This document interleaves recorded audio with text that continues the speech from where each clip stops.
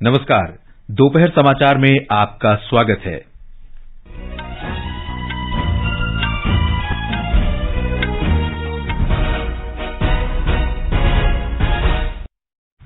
मुख्य समाचार। त्रिपुरा में 60 सदस्यीय विधानसभा चुनाव के लिए वोट डाले जा रहे हैं। दोपहर 1 बजे तक लगभग 52% मतदान की खबर। प्रधानमंत्री नरेंद्र मोदी ने आदि महोत्सव उद्घाटन के अवसर पर कहा, सरकार अधिकतम बाजारों तक जनजातीय उत्पादों की पहुंच सुनिश्चित करने के लिए लगातार काम कर रही है। प्रधानमंत्री ने राजस्थान में जल जन अभियान का वर्चुअल उद्घाटन किया। दक्षिण अफ्रीका से 12 चीतों का दूसरा समूह शनिवार को भारत पहुंचेगा। भारत और फिजी ने राजनयिक तथा आधिकारिक पासपोर्ट धारकों के लिए वीजा छूट पर समझौता ज्ञापन पर हस्ताक्षर किए। और क्रिकेट में कोलकाता में सौराष्ट्र और बंगाल के बीच रणजी ट्रॉफी का अंतिम मैच जारी।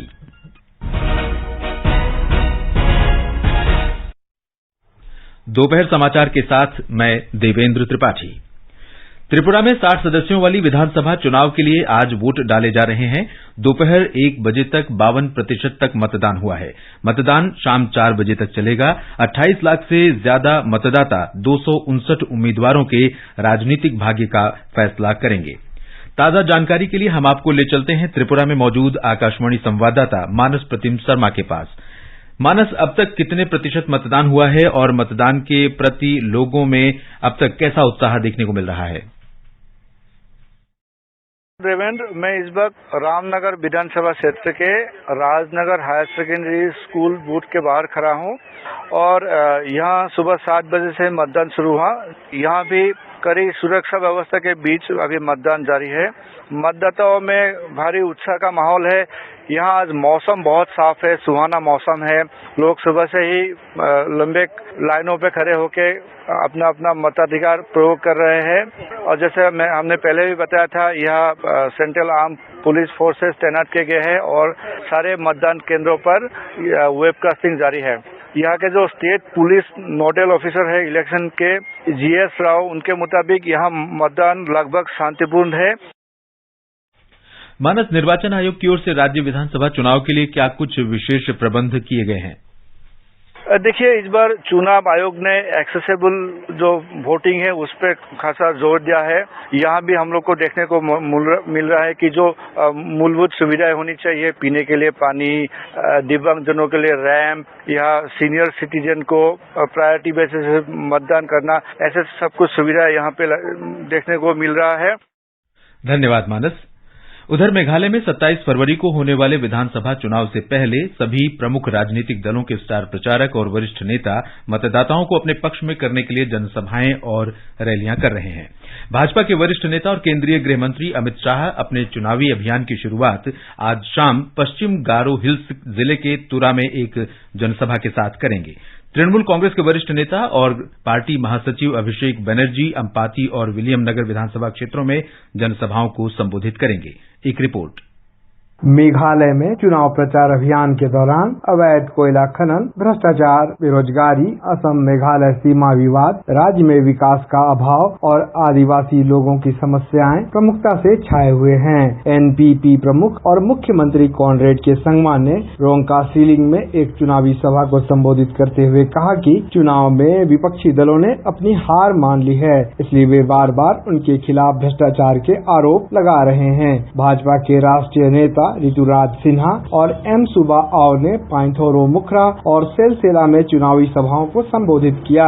धर्मेंद्र कुमार राय, आकाशवाणी समाचार, शिलांग। प्रधानमंत्री नरेंद्र मोदी ने कहा है कि सरकार लगातार काम कर रही है ताकि जनजातीय उत्पादों की पहुंच अधिकांश बाजारों तक सुनिश्चित की जा सके। उन्होंने कहा कि जनजातीय समुदाय द्वारा बनाए जा रहे उत्पादों की मांग बढ़ रही है और आज पूर्वोत्तर के उत्पादों का विदेशों में निर्यात किया जा रहा है। प्रधानमंत्री दिल्ली के मेजर ध्यानचंद राष्ट्रीय स्टेडियम में विशाल राष्ट्रीय जनजातीय महोत्सव आदि महोत्सव के उद्घाटन समारोह के समय संबोधित कर रहे थे। प्रधानमंत्री ने स्पष्ट किया कि अब बांस के उत्पादों का भी निर्यात किया जा रहा है। हम बैम्बू को घास की कैटेगरी में ले आए और उस पर सारे जो प्रतिबंध लगे थे उसको हमने हटा दिया। इससे बैम्बू प्रोडक्ट अब एक बड़ी इंडस्ट्री का हिस्सा बन रहे हैं। ट्राइबल प्रोडक्ट्स ज्यादा से ज्यादा बाजार तक आए, इनकी पहचान बढ़े, इनकी डिमांड बढ़े, सरकार इस दिशा में लगातार काम कर रही है। प्रधानमंत्री ने कहा कि विश्व भारत के जनजातीय लोगों से सतत विकास, जलवायु परिवर्तन और ग्लोबल वार्मिंग समेत वैश्विक चुनौतियों के खिलाफ संघर्ष के बारे में सीखना चाहता है। श्री मोदी ने कहा कि न्यू इंडिया सबका साथ, सबका विकास के विजन के साथ काम कर रहा है। 21वीं सदी का भारत सबका साथ, सबका विकास के मंत्र पर चल रहा है। जिसे पहले दूर सुदूर समझा जाता था, अब सरकार दिल्ली से चलकर उसके पास जाती है। जो पहले खुद को दूर सुदूर समझता था, अब सरकार उसे मुख्य धारा में ला रही है। बीते 8-9 वर्षों में आदिवासी समाज से जुड़े आदि महोत्सव जैसे कार्यक्रम देश के लिए एक अभियान बन गए हैं। प्रधानमंत्री ने जोर देकर कहा कि जनजातीय बच्चों की शिक्षा और भविष्य सरकार की प्राथमिकताएं हैं और सरकार ने देश में एकलव्य मॉडल आवासीय स्कूलों की संख्या बढ़ाकर 5 गुना कर दी है। उन्होंने ये भी कहा कि जनजातीय नागरिकों के लिए बुनियादी ढांचा और कनेक्टिविटी बनाने से पर्यटन में भी सुधार आएगा। प्रधानमंत्री नरेंद्र मोदी ने आज राजस्थान के सिरोही जिले के आबू रोड में वर्चुअल माध्यम से जल जन अभियान का शुभारंभ किया। इस अवसर पर केंद्रीय जल शक्ति मंत्री गजेंद्र सिंह शेखावत, फिल्म अभिनेता नाना पाटेकर और गणमान्य नागरिक उपस्थित रहे। राष्ट्रव्यापी अभियान के अंतर्गत ब्रह्म कुमारी संस्थान से जुड़े लोग और जल शक्ति मंत्रालय देश भर में 5000 से अधिक जलाशयों के संरक्षण और नए जलाशय बनाने के लिए 8 महीने का सार्वजनिक जागरूकता अभियान चलाएंगे। अभियान के माध्यम से 10,000 कार्यक्रम के आयोजनों से 10 करोड़ लोगों तक पहुंचने का लक्ष्य तय किया गया है। ये समाचार हमारी वेबसाइट newsonair.com/hindi और हमारे mobile app news on AIR पर भी उपलब्ध हैं।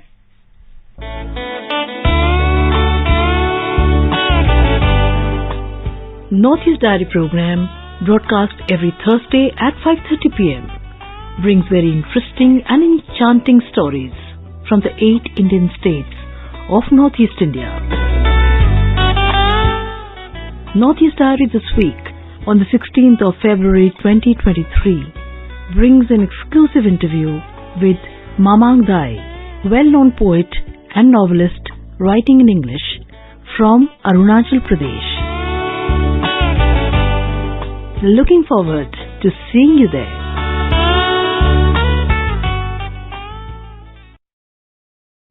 दोपहर समाचार में आपका फिर स्वागत है। दक्षिण अफ्रीका से 12 चीतों का दूसरा समूह 18 फरवरी को भारत पहुंचेगा। पर्यावरण, वन और जलवायु परिवर्तन मंत्री भूपेंद्र यादव ने आज नई दिल्ली में संवाददाताओं को इसकी जानकारी दी।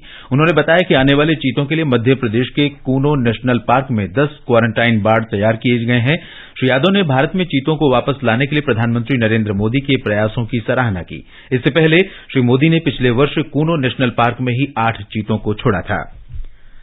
राष्ट्रपति द्रौपदी मुर्मू ने कहा है कि आर्टिफिशियल इंटेलिजेंस स्वास्थ्य के साथ साथ अन्य क्षेत्रों में भी अकल्पनीय रूप से जबरदस्त बदलाव लाएगी।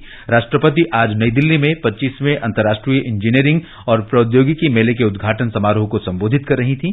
उन्होंने कहा कि आने वाले दिनों में औद्योगिक स्वचालन में भी क्रांतिकारी परिवर्तन देखने को मिलेंगे। राष्ट्रपति मुर्मू ने कहा कि हरित ऊर्जा के प्रति देश की प्रतिबद्धता हरित विकास की ओर बढ़ रही है और अंतर्राष्ट्रीय स्तर पर इसकी सराहना हो रही है। केंद्रीय वित्त मंत्री निर्मला सीतारामन आज हैदराबाद में दूरदर्शन समाचार द्वारा आयोजित अमृतकाल बजट पर डीडी डायलॉग में भाग लेंगी। वित्त मंत्री कई अन्य कार्यक्रमों में भी हिस्सा लेंगी। फार्मा, सूचना प्रौद्योगिकी और अन्य क्षेत्रों की प्रमुख हस्तियां पैनल चर्चा में हिस्सा लेंगी, जिसे डीडी न्यूज और डीडी यादगिरी चैनलों पर प्रसारित किया जाएगा। वित्त मंत्री हैदराबाद अंतर्राष्ट्रीय कन्वेंशन सेंटर में विभिन्न पक्षों के साथ बजट बाद का संवादात्मक चर्चा भी करेंगी। हिमाचल प्रदेश में शिमला दूरदर्शन केंद्र आज से 24 घंटे लगातार अपनी सेवाएं प्रदान करेगा। केंद्रीय सूचना और प्रसारण मंत्री अनुराग सिंह ठाकुर ने पीटर हॉफ में शिमला दूरदर्शन केंद्र की 24 घंटे प्रसारण सेवा का उद्घाटन किया। इस अवसर पर श्री ठाकुर ने कहा कि राज्य के निवासियों की लंबे समय से चली आ रही मांग को ध्यान में रखते हुए ये सेवा विस्तारित की जा रही है। अब हिमाचल प्रदेश को अपना 24 घंटे का चैनल डीडी हिमाचल समर्पित कर दिया गया है। और ये केवल हिमाचल ही तक नहीं देखा जाएगा। हमने इसको डीटीएच प्लेटफॉर्म पर कहा है कि डीडी फ्री डिश पर देश के कोने कोने में किसी भी राज्य में बैठा कोई हिमाचली या गैर हिमाचली भी इसको देख सकेगा। ये भी सुविधा इसके लिए दे दी गई है ताकि वो भी देख सके। इसके माध्यम से हमारे यहाँ की कला, संस्कृति, साहित्य देश और दुनिया तक पहुँचाने का अवसर मिल पाएगा। और ब्यौरा हमारे संवाददाता से।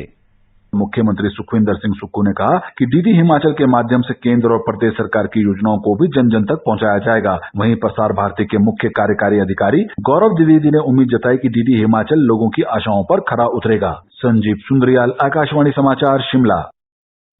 ये समाचार आकाशवाणी से प्रसारित किए जा रहे हैं। ताजा समाचार जानने के लिए आप हमारे Twitter handle @AIR News Hindi को फॉलो कर सकते हैं।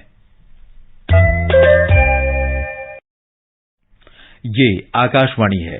भारत और फिजी ने राजनयिक तथा आधिकारिक पासपोर्ट धारकों के लिए वीजा छूट पर आज एक समझौता ज्ञापन पर हस्ताक्षर किए हैं।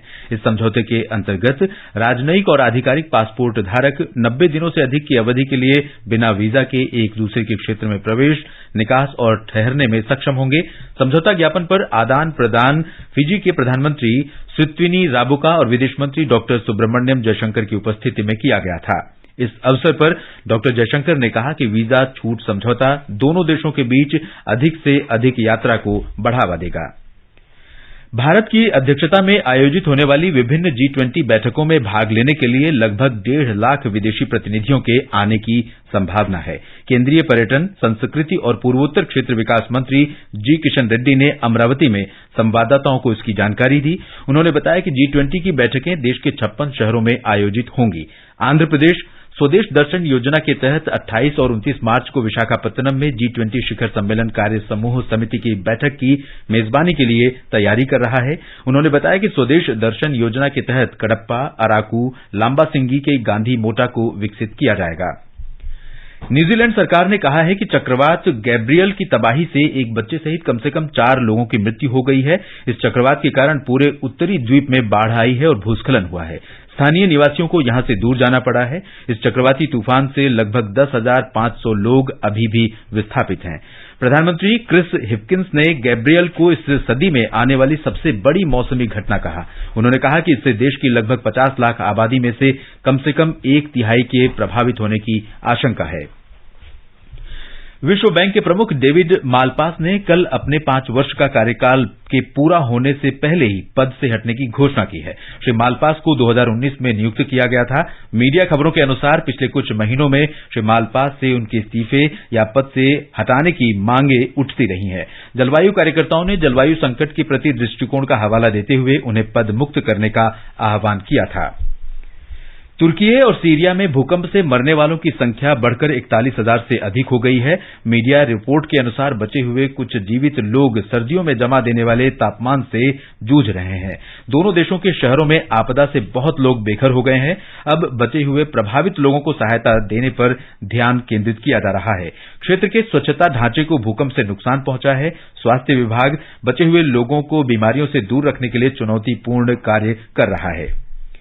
रणजी ट्रॉफी क्रिकेट का फाइनल मैच कोलकाता में सौराष्ट्र और बंगाल के बीच जारी है। ताजा समाचार मिलने तक बंगाल ने पहली पारी में 7 विकेट पर 166 रन बना लिए थे। सौराष्ट्र के लिए जयदेव उनादकट ने 2 और चेतन साकारिया ने 3 विकेट लिए, जबकि चिराग जानी ने 1 विकेट हासिल किया। सौराष्ट्र ने टॉस जीतकर गेंदबाजी का फैसला किया था।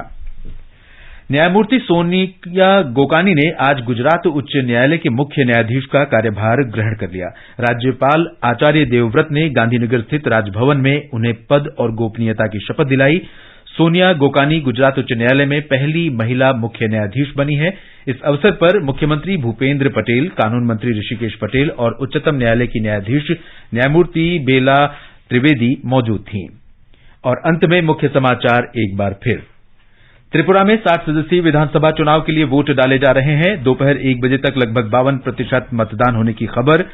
प्रधानमंत्री नरेंद्र मोदी ने आदि महोत्सव उद्घाटन के अवसर पर कहा, सरकार अधिकतम बाजारों तक जनजातीय उत्पादों की पहुंच सुनिश्चित करने के लिए लगातार काम कर रही है।